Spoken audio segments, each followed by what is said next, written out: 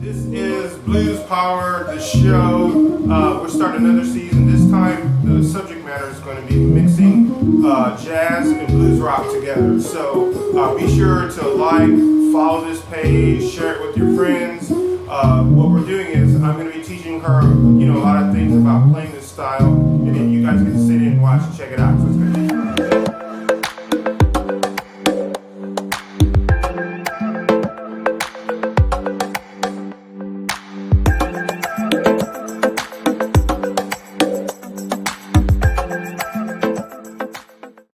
This is ninjakittymedia on Instagram. This is one of my students. So you guys be sure to follow her, check out her channel. We'll be doing this until we run out of things to play and talk about. So she's in a jazz orchestra here in town, and she's wanting to work on some jazz things. So we're just going to learn it and put it all together, and you guys get to watch.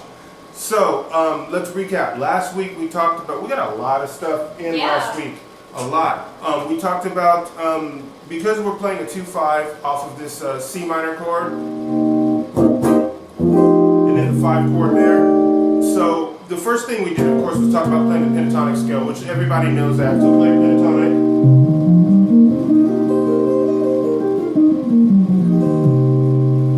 Okay, so that's home base, and the reason I'm starting with that so much because I don't want you guys, especially you guys that are more rock players, to get into this sense of, well, we're going to throw out the pentatonic scale. It's only for blues licks. You can't really do that much with it. That can be the basis for a lot of cool lines. You just got to pay attention to how to use it. Okay, so then the other thing we talked about was fourths, playing that scale in fourths.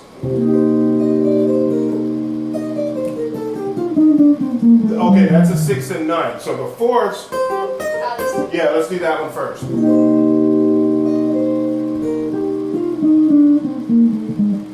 There you go. Yeah, so there we go.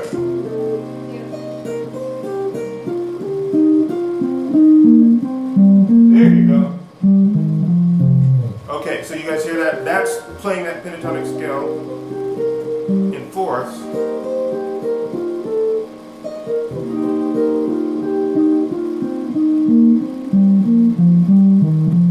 Yeah. So we just learned that last week, and that breaks it up to where you're not going through the scale note by note all the time. So that's why I wanted her to practice doing that. So now the next one, the 9th and the 6th, that was the one you were going to play. So let's do that one. Richard, what's up? Jake, what's up? Harley, what's up?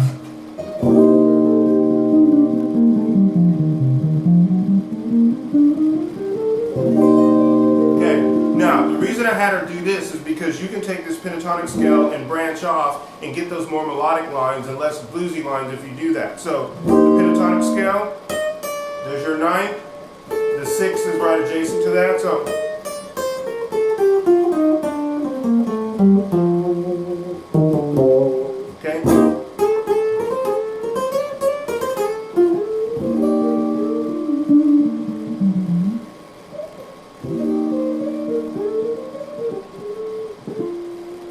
So you guys hear that? So that breaks you out of playing the blues licks all the time, just with that simple addition. The 9th here and then the 6th. Okay?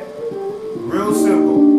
And you guys hear her doing the half steps? It's a little slide. Just with that little half step slide, you get those jazzy George Benson-y type licks.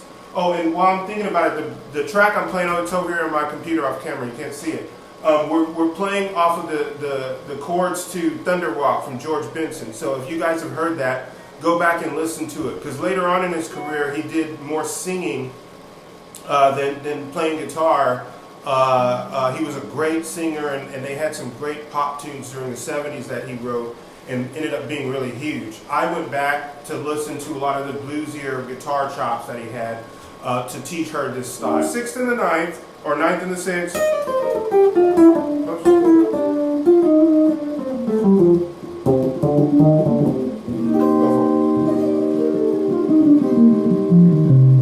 Okay. That just sounds good. Let me play that C minor chord, okay? this progression is a 2-5, then it moves up a half step. So we just have C minor to that F9 chord. So I'm going to do that for her and have her play licks with that scale again so you guys can hear it. All right, so here we go. I'm just going to do the 2-5. We're not going to move up a half step, but just so you guys can hear that sound. Okay, 2, 3, 4.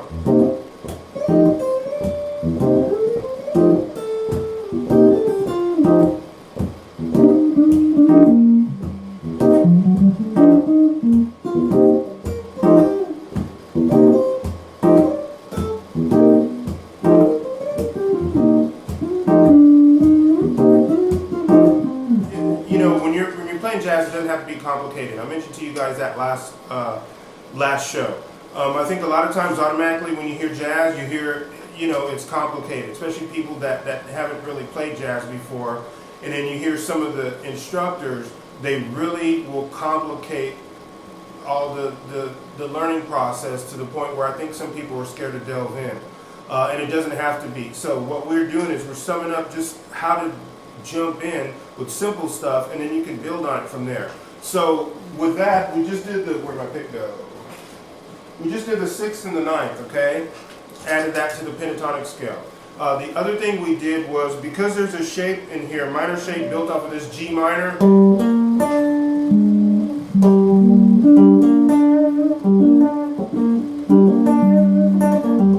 And that wasn't because I was looking at it and saying, okay, I'm going to play G minor here.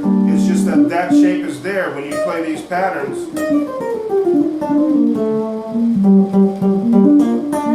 It's just there, okay? So you go back and analyze it, you see it's a G minor shape, G minor arpeggio, okay? That works on top of that C minor because they're in the same key. Go ahead and play it again.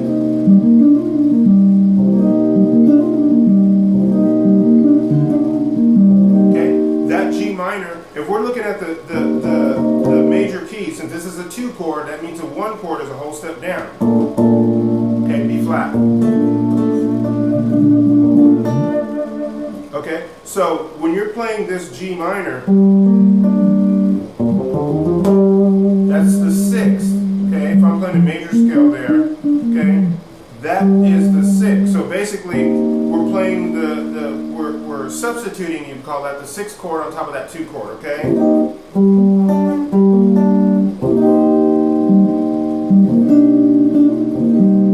Okay, which brings me to my next thing. Since that 6th chord is minor, we were playing pentatonic scale off of the 2 chord here.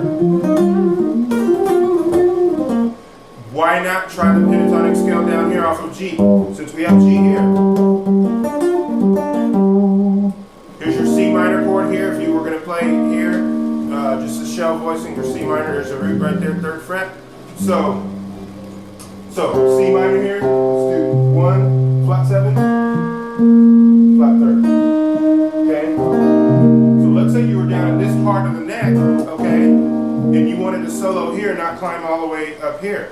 You can still use your pentatonic because G minor is in that same key. It's still in that B flat key. Okay, so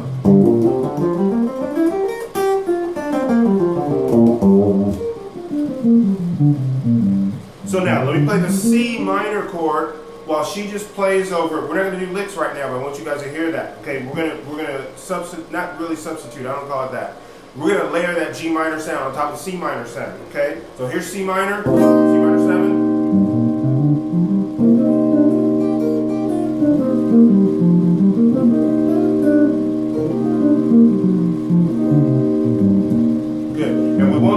Or 9s or anything right now. So let's do it again. G minor on top of that C minor.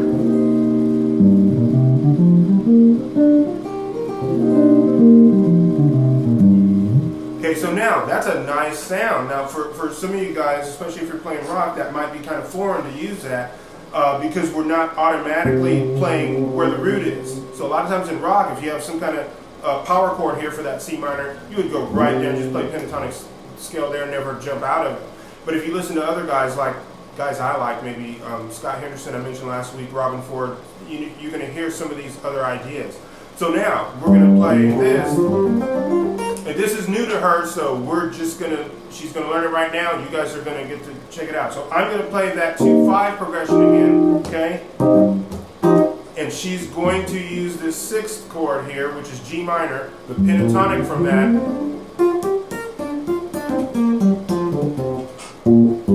On top of that. So here we go. 2 chord, 5 chord, C minor, F9, and she's gonna solo there. So here we go. 2, 3, 4.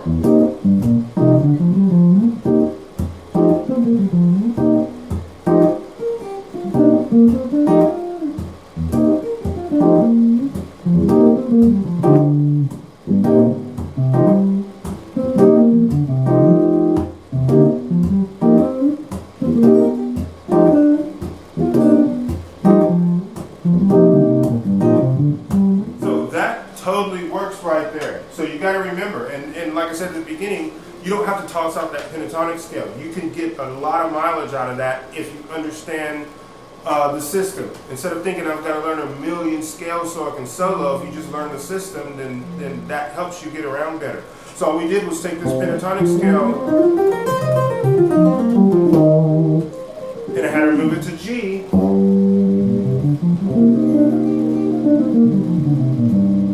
Works. It sounds really nice on top of that 2 chord. Let me play C minor down here. It's not going to make a difference. So if I was going, she can still do that.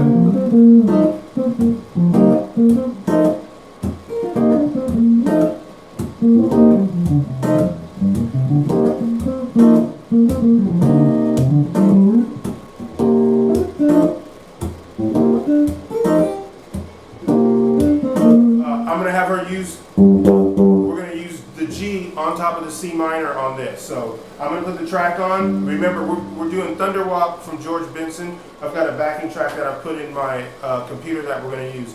If any of you guys want the backing track, you got to message me. That's the only way you're going to get it. So don't forget, if you want to practice this and try out some of these things, just message me and I'll send it to you. All right, so here we go.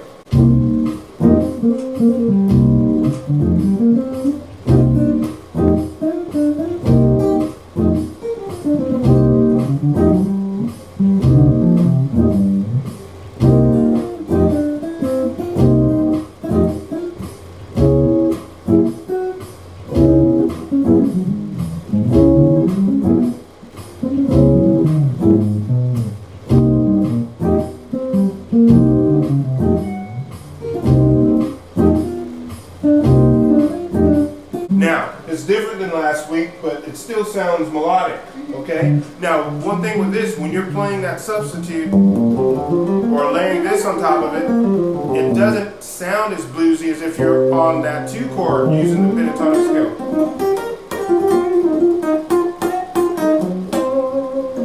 Here, it sounds a little more melodic than bluesy right here when you use it.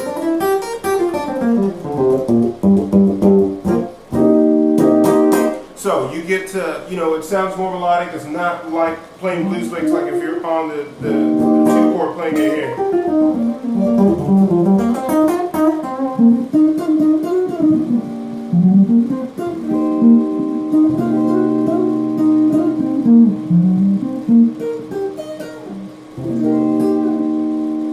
So now, we got some options now to play over this with just pentatonic scale and then adding a couple of notes to it. So we got the 9th and the 6th. Okay, want to play that?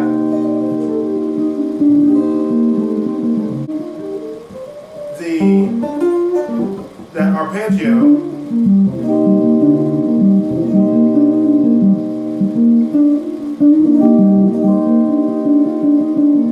Okay, so then the pentatonic scale off of the 6th, okay, off of G.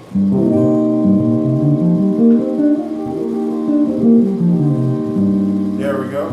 Okay, very melodic, a lot less bluesy when you move that pentatonic scale down there. Good. So now let me add one more thing. Let's go back to the 2 chord. We're going to leave this for a second. I got to show her one thing. Now, when you're playing your pentatonic scale, there's 5 different patterns for it. But if you just think of how to connect them, You don't have to think necessarily in terms of those patterns if you don't want to. So let me show you. Whenever you're doing the the 2 chord for that first pattern, just go down a whole step, and that's going to start your pattern in front of that, okay? So I'm going to show you this. So you're right here.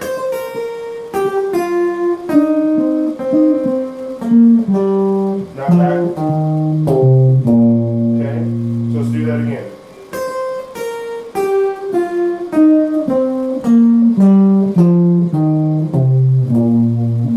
Okay, so what happens is, if you can practice that pattern and just realize you're going down a whole step from there, then you've got some more options for lines, okay?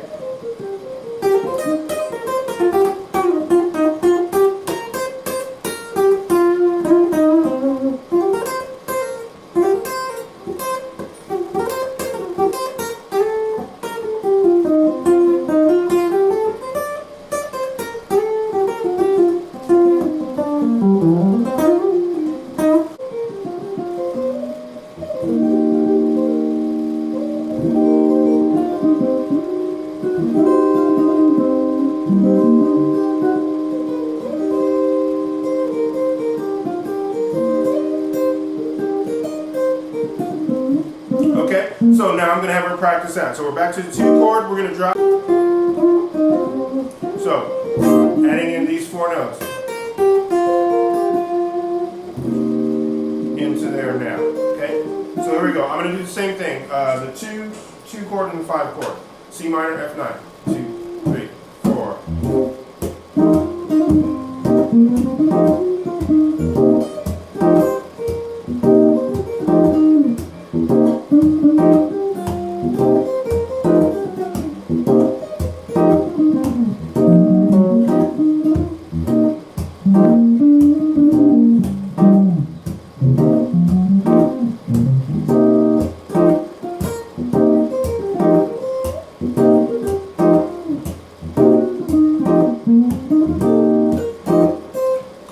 See how that fits? We added a little thing to that, and now we've expanded what we can play. Was that easy? Mm-hmm. Yeah, no big deal at all. So now, let's do that on G. Okay. Same thing. So now, here's what happens with G. Okay, you're going to run out of room to do the whole scale. We're going to just take these 4, but just so you can see it.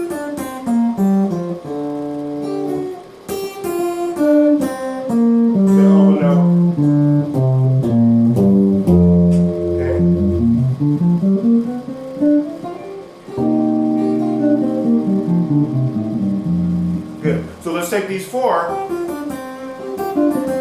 and you're going to add them to that pentatonic there, okay? I'm going to still be here, okay? So what I'm going to have her do is, I'm going to play that 2-5 again, but now she's going to lay the 6th chord on top of that. So we're going to play G minor pentatonic on top of the C minor chord. So we're layering the 6th on top of the 2, okay? And my C minor, I didn't show you guys. My C minor I didn't show you guys, but I'm just playing the root with my thumb, and then my index finger is barring the rest of that chord. That's C minor 7 for me.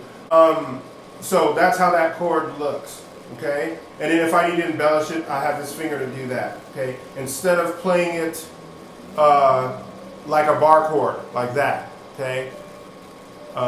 Here and then there. I don't use the 5th that often in my chords.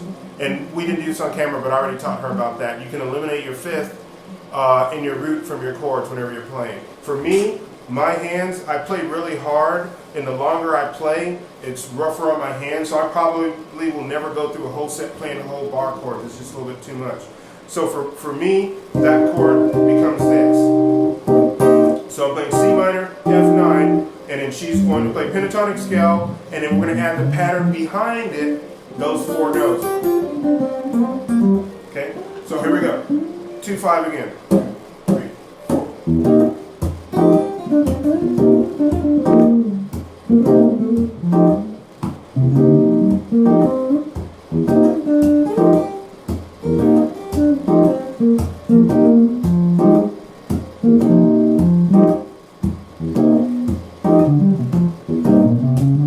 Oh, was that the 4th? Yeah. Ah, look out. Okay, so let's go over that. I didn't tell her to do that either. I was all on her own. Okay, so 4ths on, we're going to use don't let this confuse you, okay? All we're doing is we're still playing G minor pentatonic on top of this C minor chord. She played it in fourths. She did some lick where it was in fourths, and I caught that. So let's play the fourths in G minor.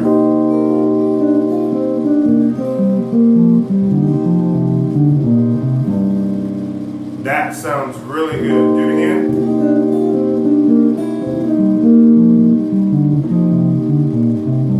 Good, good, good. Okay, that's the same pattern, just played in fourths. Oops.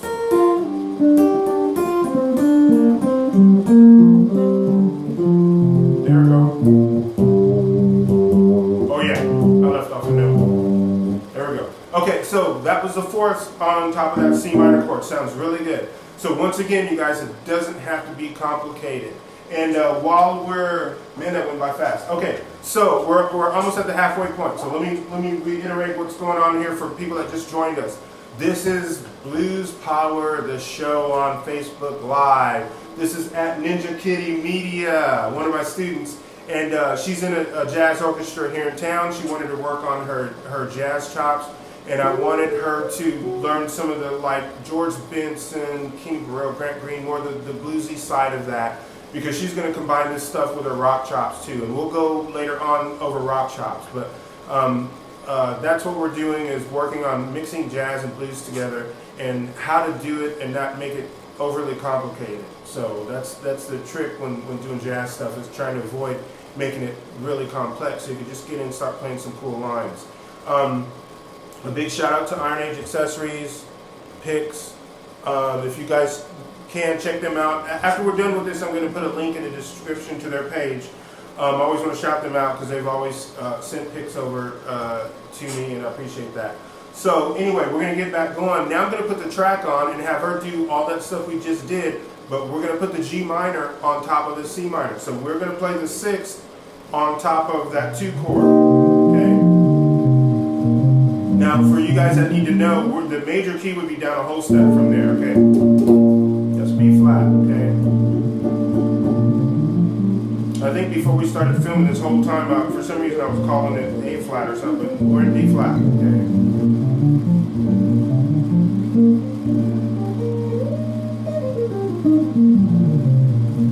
Alright, so let's put the track on and let's layer that G minor on top of all this. Here we go. And you got a half step too.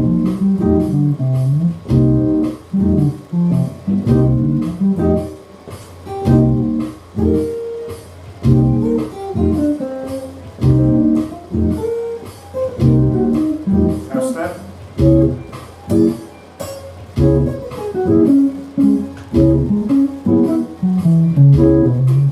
Now we're back.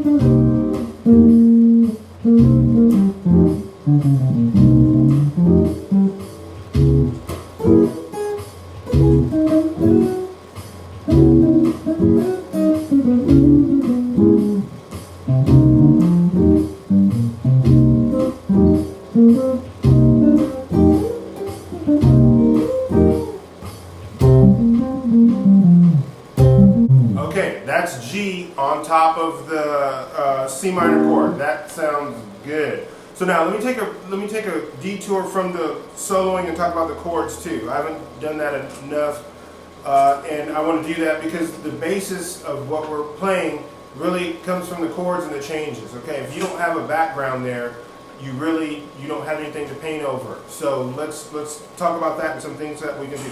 So first, we're already doing the 2 and the 5, okay, which is mono, okay?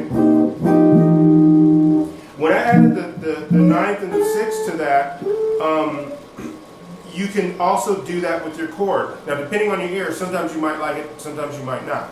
But if you do a minor 9th chord, if we play it the way I play it, now if you play it like Ninja Kitty's playing it, it'll look like this, okay? There's your root, your fifth you're skipped over, and then the rest of the chord is barred here, and so you're going to add your ninth.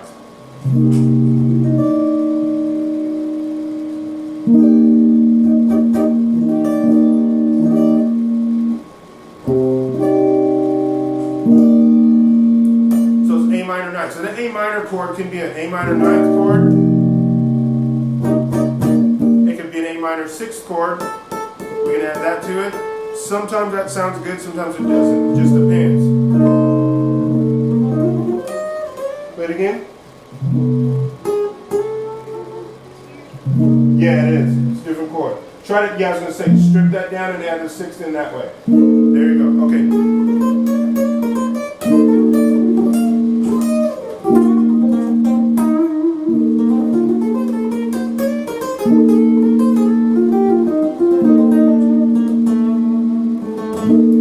That's a different sound, but some people use that and they like it. You know, A minor can be A minor ninth, A minor sixth, A minor 11. You know, you can hear this probably more in R&B. I don't really use it as much in jazz tunes. It just depends. It's a nice sounding chord, but you can't always get away with that. So here's what we're going to do. Second finger on the root. You're going to skip a string. That's where your fifth would be up here. Flat 7. Flat third. Back here is your 11th. That's a nice chord, but it doesn't always fit everywhere. Which is your fourth. So we get sustain. So if you play like that kind of thing, like Stevie Wonder, My Cherie or more, okay? That doesn't always work in every tune. And if you're a genius like Stevie Wonder, you can find ways to make it work. But for the rest of us, though, that, you know, sometimes that's a hard one to get to make it work right. So play it anyway. I'll play over it.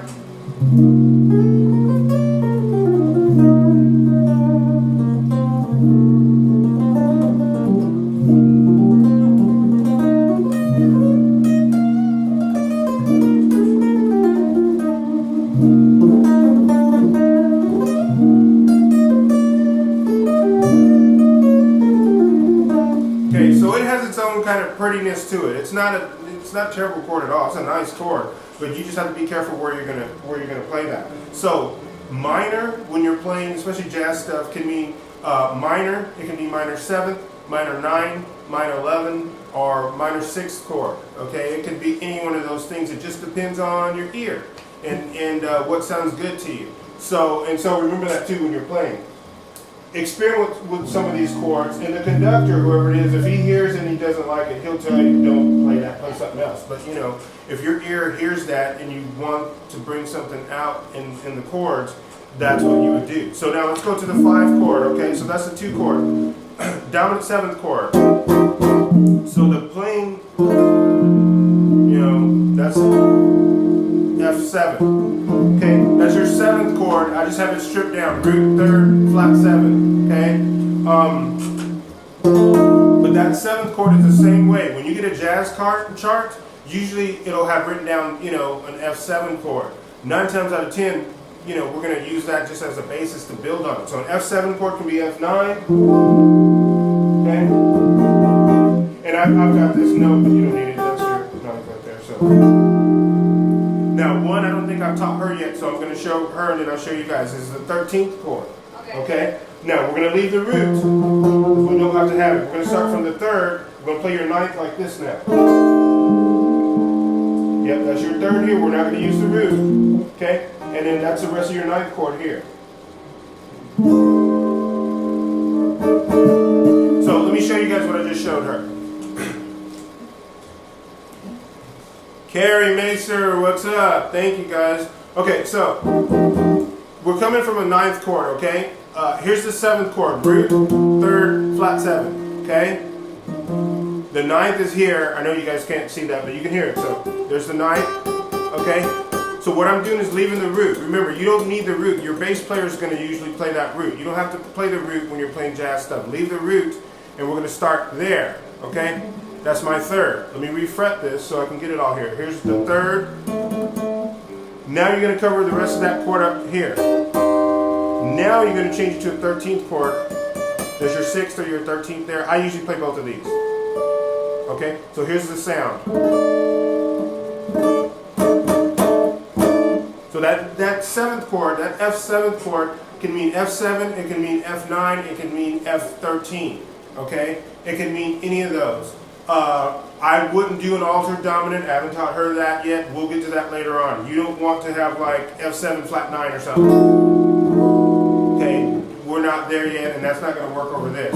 But any other type of dominant chord, as long as it's not altered. Altered, what I mean by altered is when you take a dominant chord and you change the 5th or you change the 9th, usually that's what we refer to as an altered dominant chord. Okay, we're not going to worry about those here. So it's going to be a 9. It's going to be a 7th, 9th, could do an 11th, or 13th. I wouldn't do an 11th here though. All this stuff that we've gone over from last week to this week is still going to work. It doesn't matter. Let's play 7th chord first. Right. We'll start just playing 7th. Okay, play it again.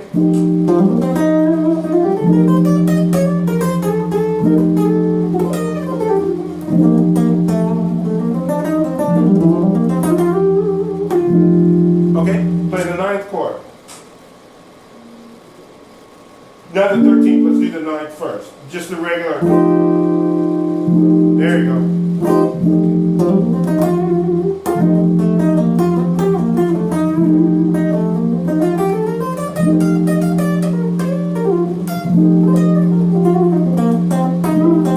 It's gonna work, still gonna work. Now let's do the 13th.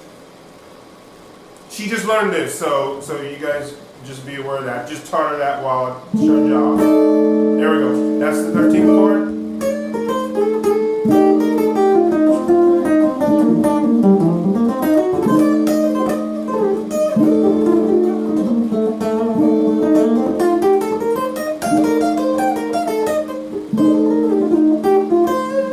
It still works, okay? So my point being is that we're learning a system of how all this stuff lays out on the neck.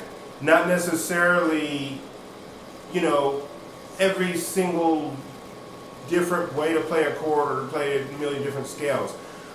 If you learn how the intervals lay on the neck, and you guys notice when I have her form these chords, I'm always saying play the root here, 3rd, flat 7, whatever, because I'm trying to get her to get used to knowing where those intervals are. So that way, if you're playing and someone gives you a chart with a chord you don't know, or you see a chord you don't know when you're practicing at home, you should be able to move some stuff around and grab it, even if you don't know it. So if you know where these intervals are and how they lay out on the neck, that's like a road map for you. You don't necessarily have to memorize every single note in every key.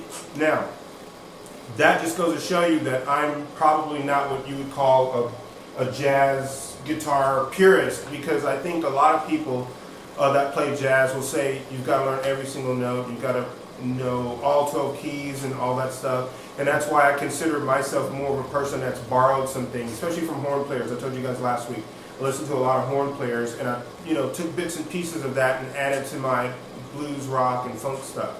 So now if you're at school and you're practicing jazz stuff, they're probably going to tell you that you need to memorize all that stuff. So take what I'm saying with a grain of salt. You got to do what you got to do, especially if you got some tests coming up or whatever. Go do what your professor tells you. But I'm just saying from where I'm at now in my playing, and then a lot of the old timer jazz guys that I like I mentioned last week, Robert Conti, they just say start playing tunes and develop lines and then build on your lines from playing the tunes over and over again, which, I wish I would have discovered that from him, some time back, because I think it helps your playing out more to focus on playing and focus on getting good lines directly from the tunes versus spending so much time trying to understand theory. A lot of times stuff falls into place as you use it and as you put it together in your playing.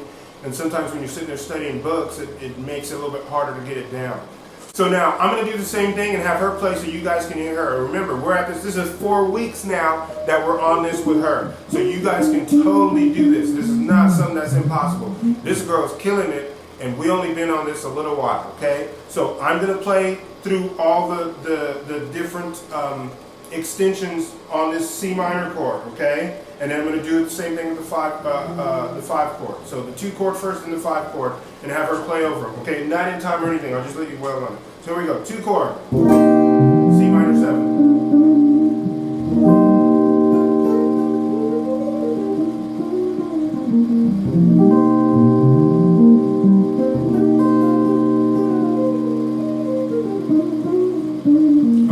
So now I'm going to play C minor 9th. She's going to play over it. It's still going to sound good. Here we go. C minor 9th.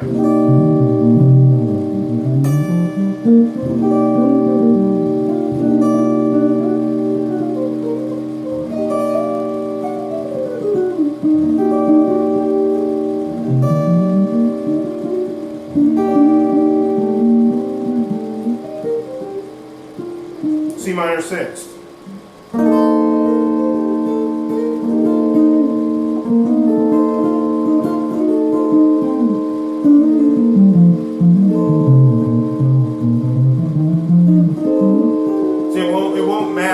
All these notes you just see as different flavorings for that chord, not something that you have to make sure that you navigate. You don't have to do that because it's an embellishment for that same chord. It's still a 2 chord. Let me throw another one in there. A minor 6 add 9 chord. Okay, so now I'm going to have the A minor chord, but I'm going to have the 6th and the 9th in there. So I'm going to show her the chord real quick. Okay, then I'll show you. 1, flat 3, 6, 9. Okay, still doesn't matter. Let me get closer. Okay, so that's the root there. 1, flat 3, 6, 9. Okay. Okay, so it doesn't matter how you extend your chords. Those are called extended chords. Once you get past the triad, which we call the 1 flat 3 5 here, 1 flat 3 5, just an A minor chord. Those are called extensions. Okay, so the extensions, it doesn't matter. You don't have to navigate every single extension that's played. Just treat that as, okay, that's a good flavoring for the chord, but really you just got to make sure that you're playing minor stuff over it. Okay, and then as we went over last week, if you do play something that's not in that key, just resolve it. Okay, just practice resolving it, and you get faster and faster at doing that. In fact, let me play your C minor chord. Okay, talked about this last time. Okay, so let's say that major 7th. That's melodic minor. That sounds really bad if I was to play that and just stay there for a long time. Okay,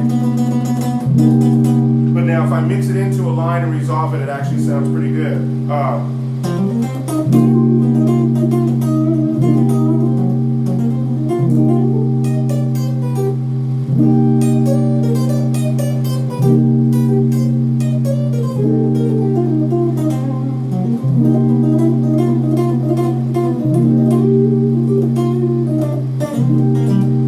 So if you do hit something that you didn't intend on hitting, it shouldn't be the end of the world. Just resolve it, you know.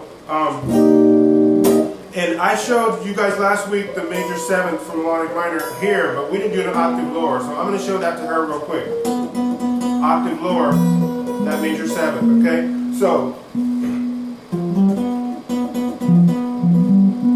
okay, so what I did was if I play here,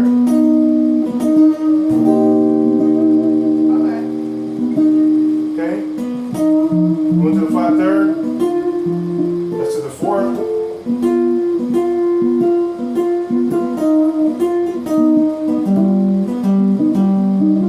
now to the 5th. There's a 4th again.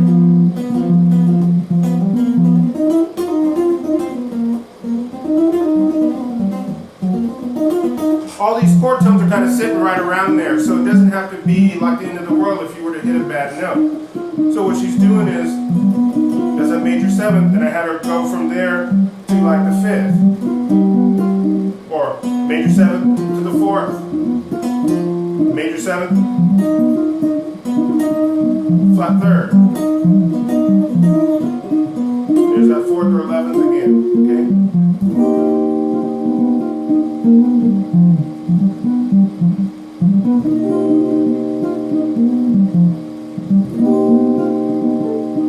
Now this is new for her, but it's already sounding nice. These little outside notes, just with that major 7th.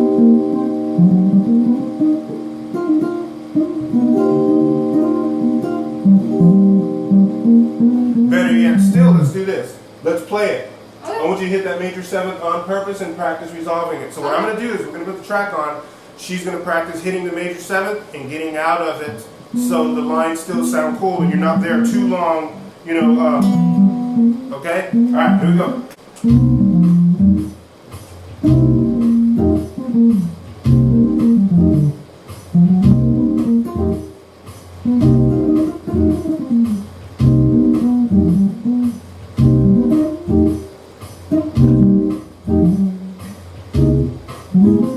Almost forgot that.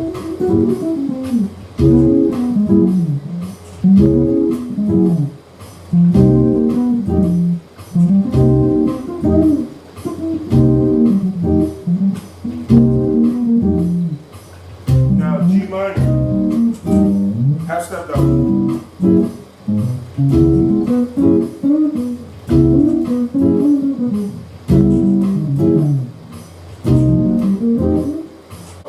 Like I said, this is 4 weeks, not 4 months or 4 years. This is 4 weeks. Okay, so it doesn't have to be complicated. Now, yes, we're not doing a million changes. Maybe some other time we'll talk about that. But right now we're talking about sticking to more the bluesy type progressions and how much mileage you can get out of just knowing where the intervals are and using that in your playing versus thinking, in order to play lead guitar, I've got to learn a billion scales. Because most of the people that we like, you know, Kenny Burrell, Grant Green, Wes Montgomery, all those guys, they weren't sitting around playing scales. And I didn't know that. Like I said, I wish I had discovered Robert Conti years ago so I could focus on the tunes more than memorizing, you know, all my scales and doing things like that. Because your ears start to put all that stuff together the more you play the tunes. And I didn't realize that at the time. So now, I like that approach a little bit better because you're actually playing and doing something that's musical versus just only playing scales and trying to memorize scales. And so that's what I'm passing on to her. That's what I'm passing on to you guys. You know, try to, if you're playing jazz or playing blues, get some backing tracks and actually play. Or make your friends get together on the weekend in your garage and actually play. Don't sit around playing scales all day long because playing scales and playing music don't always come together. Sometimes they do for some people, but for a lot of us it doesn't. And with me, that's why I don't, when I teach myself personally, now some of my staff do, I can't speak for them, but for myself, I usually don't use metronomes. I stopped that years ago. If I can make the person learn the tune and play with a drummer, play with bass and stuff like that, I'll do that first before I use a metronome.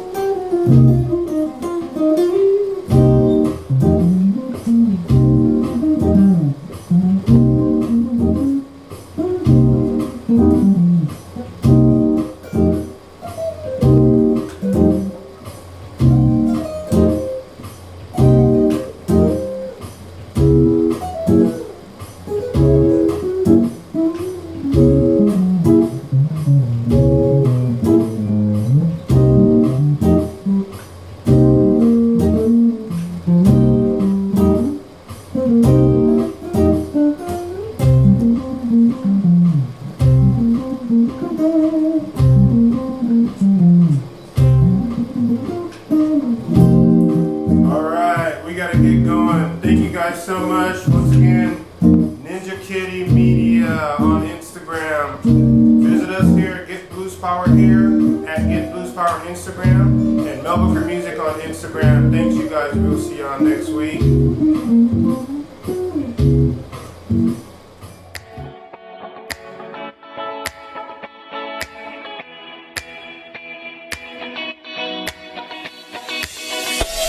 Boop, boop.